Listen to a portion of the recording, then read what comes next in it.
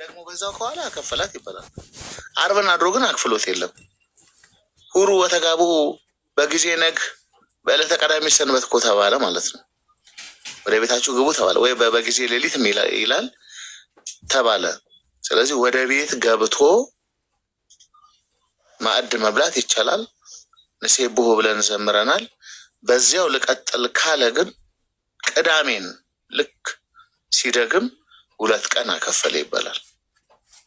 እንደዛ ነው የሚሆነው። አክፍሎት ለዚች ለዋዜማዋ ናት። ይሄን ለማለት ነው። እግዚአብሔር ይስጥልኝ። ቃልዎት ያሰማልን አባታችን።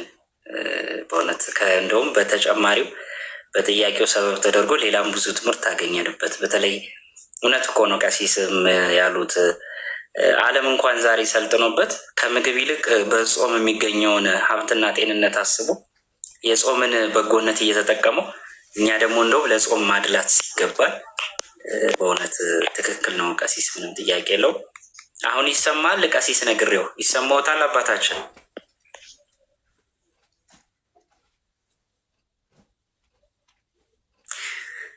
እንግዲህ እስቲ ኔትወርኩ ዛሬም እያስቸገራቸው ነው መሰለኝ። እሺ መምህር መሳፍንት እንዴት አመሹ?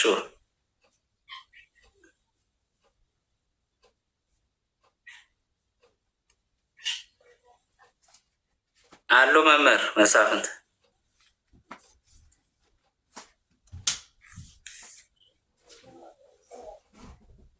ዛሬ ኔትወርክ ሁሉም ጋር ነው መሰለኝ።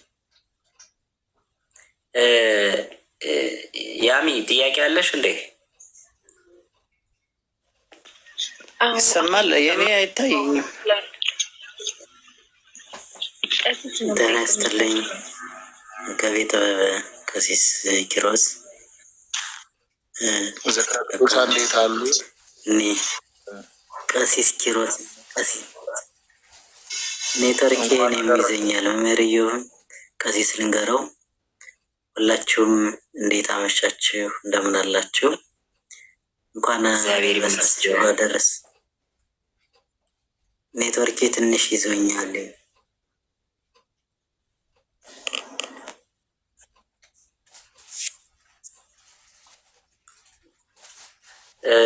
እስቲ ወያው ኔትወርኩ እስኪስተካከል ድረስ እስቲ እንትን ላለን እስቲ ያሚ ቀጥይ። በመሀል የሆነች ሰዓት ላይ መስተካከሉ አይቀጥርም። ትንሽ እንሂድበትና ሰዓቷ ገፋ ስትል ኔትወርኳ መስተካከሉ አትቀርም። እስከዛ ወይ ጥያቄዎች ያሚ ቀጥይ። እሺ ይሰማል አይደል? እኔ ቀጥይ። እሺ ቀሲስ ኪሮስ እንደምን አሉ? መጀመሪያ አለው በሰር እንዴት ዋልሽ? እግዚአብሔር ይመስገን። የኔ ጥያቄ ቅዱሱ አሁን ሲያስተምሩ ከአርብ ጀምሮ ነው ማክፈል ያለው ብለውናል እና እንደውም ከአርብ ጀምሮ ያለውን ቅርብ ጊዜ ነው ብዙዎቻችን ያወቅነው። ቅዳሜ ጀምሮ እስከ እሑድ ያለውን ነው ማለት ከቅዳሜ ጠዋት እስከ እሑድ ነው ብዙ ጊዜ ሲያከፍሉ ማየው ልጆኝ ጀምሩ ማለት ነው። ስለዚህ እሱ ትክክል አይደለም ማለት ነው። አይ ትክክልነት ስናስብ ሁሉ ትክክል ነው። ቅድም እንደገለጽኩት ይሄ መጽሐፉ ነው የሚለው። መጽሐፈ ግብረ ሕማማቱም ራሱ ይላል መጽሐፉ ነው የሚለው። ምንድን ነው እመቤታችን ቅድስት ድንግል ማርያም ሐሙስ በልታ እንዳደረች ነው። የልጇ ሁኔታ አስጨንቋት ማለት ነው። አርብ የልጄ ነገር እንዴት ሆነ ብላ በቃ ልቦናዋ ምን ሆነ ይሆን ስትል፣ ምክንያቱም አይሁድ አጥብቀው ሲፈልጉት አይታለች። በዚህ ስትናወጥ ነው እና ቅዱስ ዮሐንስን አውሰደኝ ብላው ይዟት ሂዷል። እግረ መስቀሉ ላይ እንደነበረች ደግሞ የቅዱስ ዮሐንስ ወንጌል ምዕራፍ 19 ቁጥር 25 ይነግረናል። እነኋት እናቴ ያለው እግረ መስቀሉ ላይ ስለመጣች ነው። ስለዚህ ያንን ካየች በኋላ ደግሞ አልበላችም እስከ ትንሣኤ ድረስ ማለት ነው። ቅሩባን የሚባሉት ሐዋርያት እነ ቅዱስ ዮሐንስ፣ ቅዱስ ጴጥሮስ እና የቅዱስ ጴጥሮስ ወንድም ቅዱስ ያዕቆብ፣ ቅዱስ እንድርያስ እኒህ ሶስቱ የእመቤታችንን ሐዘን አይተው ከዚያ ጊዜ ጀምሮ አልበሉም። ሌሎቹ ግን ቅዳሜን ጾሟል። ስለዚህ የቻለ ይላሉ። የቻለማ እኮ ከሕማማቱ ጀምሮ ሲጾም 2 ቀን ነው የሚጾመው። የቻለ ነው የሚለው መጽሐፍ። የሚችል ፍትሐ ነገሥቱም የሚለው ሆሳዕና የበላ ሰኞን ውሎ አድሮ ማክሰኞ ማታ ይበላል። ከዛው ማክሰኞን አድሮ ሮብን አድሮ ሐሙስ ይበላል ማታ።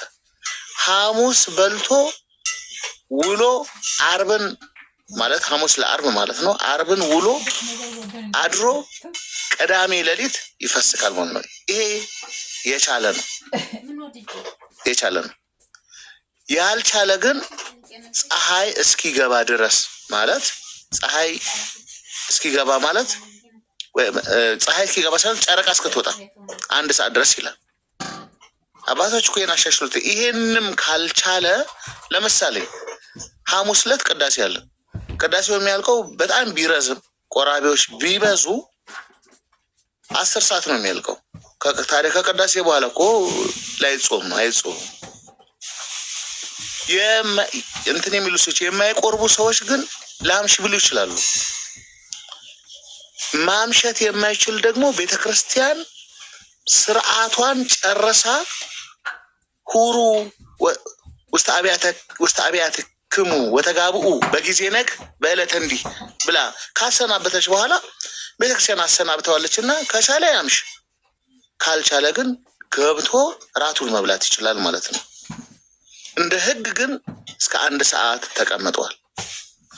ከዚያው ሲቀጥል አክፍሎት ላይ ስንሄድ ከሐሙስ ጀምሮ ዛሬ ራትም ሳይበላ ውሎ አድሮ ይችላል። ይሄ ግን የጤና ችግር ካለ አይቻልም። መምህር ደጓል የሚባሉ ነፍሳቸውን ይማርና የሐዲስ ኪዳን መምህር ነበሩ። በቅድስት ሥላሴ ሲያስተምሩ በጣም ጎበዝ መምህር ናቸው እና ምን ይሉ ነበር? አንዴ አሟቸው ሐኪም ቤት ይሄዳሉ እና ዶክተሩ መንፈሳዊ ልጅ ነው እና ያውቃቸዋል። እሳቸው የነገሩን ነው መነግራቸው እና በሽታቸውን መረመረ። ተገቢ መድኃኒት ታዘዝላቸው። ግን እቺ መድኃኒት ወቅቱ ጾም ስለነበር ጾም ያሽሮታል እና እንዴት ላርጋላቸው እና እሳቸው ጾም እኮ እስኪታረሙ እንጂ እስኪታመሙ አይደለም አሉ ይባላል። ስለዚህ ዋነኛው እንዲህ ሲባል ግን ንስሐ አባት ሳያውቀው ብድግ ብሎ አንድ ሰው ግን አይደለም ካመመህ አለ ንስሐ አባት እያንዳንዱ ሰው ይኑረው የሚባለው ለዚህ ነው። በምክረ ካህን መኖር ነው። እዛ ማቴዎስ 7 ላይ ይህንን ቃሌን ሰምቶ የሚያደርግ ሰው ቤቱን በአለት ላይ የሰራ ሰውን ይመስላል የሚለውን ትርጓሜ መተርጎም ሲነግሩት አንዱ ቤትን በአለት ላይ መስራት ማለት በምክረ ካህን መኖር ማለት ነው። ስለዚህ ለእያንዳንዱ ግላዊ ጉዳዮቻችን ቤተክርስቲያን በማህበር በይፋ ያዘዘችው የጾም አዋጅ ይሄ ነው። ቀደም እንዳልኩት እዚያ ውስጥ ግን እያንዳንዳችን ተመሳሳይ ጤንነት ደረጃ፣ ተመሳሳይ የእድሜ ደረጃ ላይ አይደለንም ያለነው። ጾራችን ተመሳሳይ አይደለም። ከፈተና አንጻር እንኳን አንዱ የሚከብደው ፈተናና አንዱ የሚከብደው አይደለም። አንዱ ውሸት ችግር ሊሆን ይችላል፣ ለአንዱ ደግሞ ስርቆት ሊሆን ይችላል ጾሩ። ስለዚህ እያንዳንዷን ጉዳይ ካህኑ አይቶ ይፈርዳል ማለት ነው። ያ ሰው የሚመለስበትን መንገድ ያቀናል ማለት ነው። ስለዚህ ምንድን ነው የምናደርገው? በምክረ ካህን እኖራል እና ማክፈል ሲባል ይሄ 2 ቀን ሰው አሁን ትምህርት እየበዛ መጽሐፍ እያንዳንዱ ሰው ማንበብ ሲጀምር እየገባው ሲመጣ አሁን ምን ማድረግ ጀመረ? የሚችለው ሰው ለምን 2 ቀን አላክፍልም? በሰንበት ትምህርት ቤቶችም አሉ፣ ህፃናት ልጆች እንኳን የሚያከፍሉ አሉ። አንዳንዶቹን እንከለክላቸዋለን። በነገራችን ላይ በምክረ ካህን ያልኩት ግን በራስ ብድግ ብሎ በነገራችን ላይ 1 ቀን ስትጾሙ ኖሯችሁ 2 ቀን አይደለም እስከ 9 መደበኛ የጾማችሁ ሰንበታችሁ የሆነ ጊዜ እስከ 11 መጾም ቢያምራችሁ ዝም ብሎ መጾም ራሱ አይቻልም። ለንስሐ አባት አሳውቀው ነው የሚለው። ዲያብሎስ ያስነሳው ፈተና ሊሆን ይችላል። ይሰቅልሽና ሰማይ ላይ ለመፈጥፈጥ እንዲያመቸው ማለት ነው። ወደ ላይ አንድ ሰው በወጣ ቁጥር ከፍ ባለ ቁጥርና ከወደቀ በከፍታው መጠን የመሰባበርና የመትረፍ እድሉ 0 እየሆነ ነው የሚመጣው ከፍ ባለ ቁጥር። ስለዚህ ዲያብሎስ ምን ያደርጋል? አለ ጊዜው ሊጥለን ስለሚፈልግ ምን ያደርጋል ማለት ነው? የሆነ ጊዜ ጾሩን ፈተናውን ያነሳና ይሄን ለምን አታደርግም? ይሄን ሀሳብ ያመነጫል ማለት ነው። ለዚህ ነው እኮ አዲስ ተጠማቂ ከጳጳሱ ይበልጣል የሚል አባባል በወላጆቻችን ያው እናቶቻችን አባቶቻችን ድሮ አባቶች አዲስ ያሉት ለዚያ ነው። ልክ እንደገባ ይሄ ካልሆነ ይላል። ምክረ ካህን ግን ካለ ተው አይሆንም ይለዋል። ብድግ ብሎ አንድ ሰው ከዛሬ ጀምሮ ምንም ጠላ ምንም አልቀምስም ሊል ይችላል። ከዛ በዚህ ኖርና የሆነ ጊዜ ተሳስቶ ሲገባበት በቃ እኔ ምንም በቃ ጽድቅ የሚባለው ነገር አልችልም ብሎ ጨርሶ ጠላውን ብቻ አይደለም ሌላውንም ጭምር ወደ ማድረግ ሊገባ ይችላል። ስለዚህ ማን ይምራው? ካህን ይምራው። ስለዚህ የህጉን ጾሙ። የጤና ችግር ካለ አናግሩ።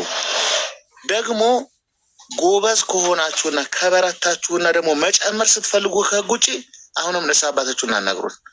እኔ 9 ሰዓቱ ቀሎኛልና ልጨምር ወይ? ከመንፈሳዊ ፈተናዬ አንጻር የ9 ሰዓቱን የምጾመው ጾም ምንም እንትን እያረመኝ አይደለም። ስለዚህ ልጨምር ወይ ብሎ ካህን ይጠይቃል። ካህኑ አይ አያረምህም ዝም ብለህ በዚያው ቀጥል ካለ ቀጥል ነው።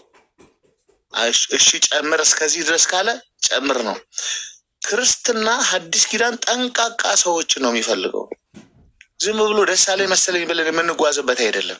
የሆነ ጊዜ ሞቅ ሲለን የምናደርገው፣ የሆነ ጊዜ ደግሞ ስሜታችን ሲወድቅ ደግሞ የምንተወው ነገር አይደለም። በጊዜውም አለጊዜውም ጽና ነው የሚለው ቅዱስ ጳውሎስ። ማለት የሆነ ጊዜ ጥሩ ስሜት ሲሰማህም ሳይሰማህም ህገ እግዚአብሔርን ተከትለህ ነው የምትሄደው። ስርዓተ ቤተክርስቲያን ተከትለሽ ነው የምትሄጂው ማለት ነው። ከዛ ወጣ የሚል ነገር ሲኖር ዘሎ ምክረ ካህን ይሄ ሰውዬ ምን ይባላል? ቤቱን በአለት ላይ እየሰራ ሰይጣን ይህን ሰውዬ አያጠቀውም። እያማከረ ነው የሚሰራው ካህኑን። ስለዚህ ለሁለት ፈትል ስሉስ እይትበተክ ነው። ለ3 የተገመደ ፈትል ደግሞ አይቆረጥም። ካህኑ ሰውየው ራሱ በመካከል ደግሞ መድኃኔዓለም አለ። 3 እንዴት አድርጎ ይቆርጠዋል ዲያብሎስ? ብቻ ግን ተነጥሎ የሚሰራ ስራ ከመንጋው ተለይቶ ብቻውን የሚቅበዘበዝ አንድን በግ ይመስላል ማለት ነው። እሱ ደግሞ ለተኩላ የተመቸ ነው። የብዙ አሁን ትምህርት ላይ ምንም ላይ የብዙ ሰው ችግርም እኮ ይሄ ነው። በራስ ብቻ ብድግ ብሎ መወሰን። ትምህርት ራሱ ስናስተምር ከተለመደው ውጪ መገለጥ የሚመስል መብራራት የሚመስል ነገር ሲመጣ ዘለን እዚህ መተን ከመናገራችን በፊት እንዴት ነው ይሄ ቤተክርስቲያን እንዲህ ቢባል ያስኬዳል ወይ? በእንዲህ ብንተረጉመው